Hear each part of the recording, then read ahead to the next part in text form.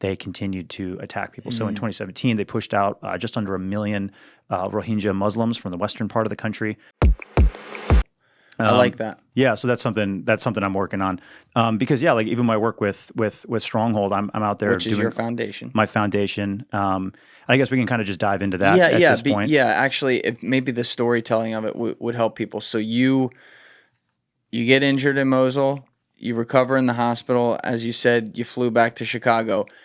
You had still been active military technically when you flew over there, so it's not like you had this foundation yet. When was the actual foundation born? The actual foundation itself was born 2018, so the next year was when the paperwork was filed. So June 2017, I get back to the U.S., and then at the end of the year, I was actually in Thailand doing kickboxing. I was at a kickboxing camp for a month, just doing kickboxing, and I was using it just to get back in shape and everything. And then when I was there, basically I was invited by some people in Burma, and they said, "Hey, like we understand your background. The war in Burma in our area is going to kick off again." At the time there was a ceasefire in the eastern part of Burma. Okay. And they were like, "Hey, can you come help us? We need help." And this is where it all started for you. This is where it had started ideologically years prior, and then now I'm being asked to come in, and I just so happened to be there, and I was like, "Yeah, absolutely." And so I ended up going into Burma and working with I work with the Karen tribe. And my first trip in, I ended up spending like 3 weeks deep in the jungle, just kind of getting to know these guys, seeing what I could do to help them. And it was basically frontline mentorship and helping them prepare for this war that was gonna come. And the ceasefire that was in place between the Karen and the Burma army was already starting to break. And there was already like fighting, but the two governments weren't acknowledging that it was happening. So one step back on the sort of war in Burma. So Burma has been at war since the end of World War II. It's the world's longest running civil war. It's been going for 70 years. Can we pull it up on a map, Alessi, for people so that they can follow along? But please continue, Ephraim.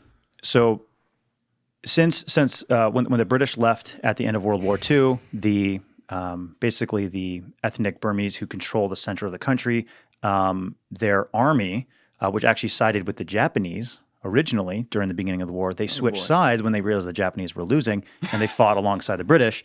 And so then the British basically left them in charge with all the weapons and guns. Oh, so that's to be clear, this is very much an oversimplification, but that's basically what happened. And so now the Burma army controls the country.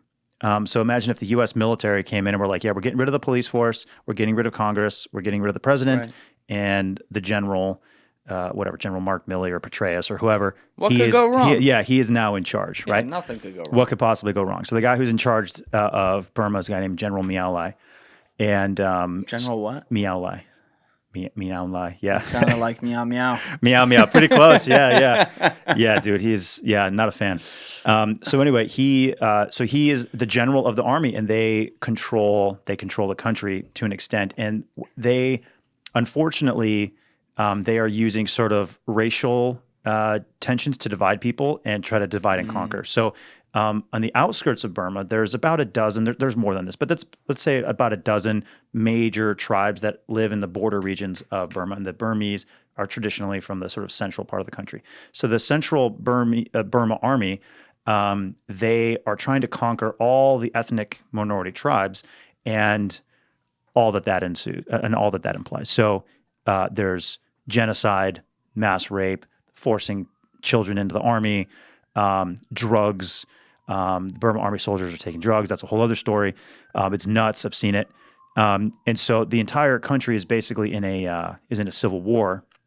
Back in a couple years ago, there was a sort of a fake government that was set up to where the Burma army was like, "All right, we're going to make moves toward democracy," but it was fake. It wasn't real.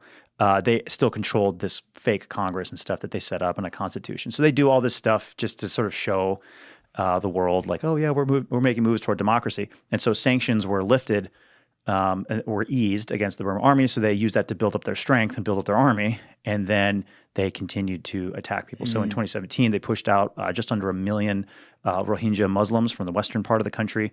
And that was because the Rohingya Muslims didn't have any weapons to defend themselves. All the other ethnic tribes did have weapons to defend themselves. So It's ethnic cleansing. it's ethnic cleansing. It's genocide, ethnic cleansing, all of that.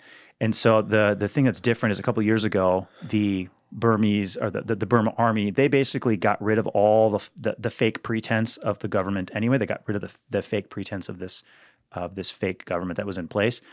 But that pissed everybody off.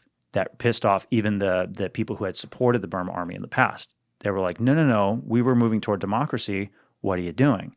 So they actually bought the lie themselves. And so then when the Burma army got rid of it, they were like, all right, cool. Now we see you guys. Now we see you for who you really are. And so now the entire country is in like full-blown civil war. It's not just the ethnic minority groups. It's the people in the center of the country now want the military gone. And so the war, which has been extremely violent for decades, is now reached a fever pitch, and it's much, much worse. How's it being fought? Is it being fought like that village to village type style where it's just random pockets here and there, just here and there, all over the place, shooting each other? Like what does it look like on the ground? So what it sort of looks like is the different ethnic minority groups who have their own territory. They're trying to push the Burma army out from those territories. So the Burma army, they fight sort of like a conventional army. So they go and they're the ones setting up the outposts deep in an area that they're trying to control. They're the ones that run the patrols. So they use the same tactics that we used in Afghanistan, for example. I'm going to be very clear, not the rape and the genocide and the murder. Okay, I'm going to be very clear on that. But as far as like military tactics, yes, the Burma army, they're the ones with body armor and helmets and outposts and machine guns and air support. So they're sort of a conventional army. That's how they're trying to control the country. But all the ethnic minority groups, they're all sort of guerrilla groups, and they're trying to get rid of the Burma army from their territory. And so since over the last couple of years, since they call it the coup, all these ethnic minority groups are all fighting at the same time. And so now the Burma army, for the first time, is really losing some territory and really taking it on the chin and is against the ropes and is slowly losing territory. As this is being fought. So what used to just sort of be guerrilla tactics, trying to stop Burma army convoys from coming in to massacre a village and the villagers kind of run away. Now it's like the guerrilla groups, they're all getting together in large numbers and attacking the Burma army outposts to try to overrun them and get them out of there and knocking out the convoys and that stuff. So it's like a full-blown almost, it's still a guerrilla war, but it's approaching more of a conventional war in a way because the numbers are so big. Before we get to what you're doing on the ground, just from like a geopolitical standpoint here, trying to analyze it, do you see, I mean, you're talking about a war that's basically been going on since World War II, as you said. I mean, that's insane to me. That's like 4 generations. But yeah, do you see an end in sight? I think potentially in the next 3 to 4 years, we could see the Burma army gone. I think that's possible. Again, 3 to 4 years. Oof. Yeah, it's so the Burma army, they're just consolidating their forces and just getting tighter packed, and nobody from the outside is really helping. I think the Chinese are helping in some areas a little bit. The U.S. isn't helping at all, and so the Burma army, they will lose a lot of territory over the next few years, and they're going to sort of consolidate their power in the cities, and so we'll see sort of what breaks at that point if the different groups are able to overrun the Burma army. So it's going to take time, and it's thousands and thousands more people are going to die before the Burma army are gone. Now, in the meantime, once the Burma army is gone, now there's a power vacuum.